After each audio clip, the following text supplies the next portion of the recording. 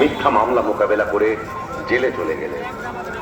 তবুও আধিপত্যবাদী রাজনীতির সাথে আপোষ করলেন না, হয়ে উঠলেন ফ্যাসিস্ট শাসন বিরোধী লড়াইয়ের অনন্ত প্রেরণা। তবে কি তিনি কখনোই আপোষ করেননি? অবশ্যই করেছেন। দেশের বৃহত্তর স্বার্থে অনেক গুরুত্বপূর্ণ মুহূর্তে উনি এমন সব বিষয়ে আপোষ করেছেন যেটা না করলে কেবল গণতন্ত্র নয়, বাংলাদেশের স্বাধীনতা সার্বভৌমত্বই বিপন্ন হয়ে পড়ত। 91 সালে তার পছন্দের প্রেসিডেন্সিয়াল পদ্ধতি ছেড়ে সংসদীয় পদ্ধতিতে চলে গেলেন বৃহত্তর রাজনৈতিক সমঝোতার স্বার্থে।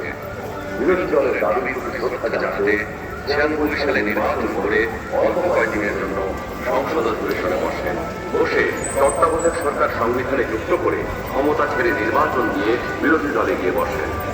2008-এ একপেশে এবং অসমান নির্বাচনী ক্ষেত্রের কারণে পরাজয় নিশ্চিত জেনেও নির্বাচনে অংশ নেন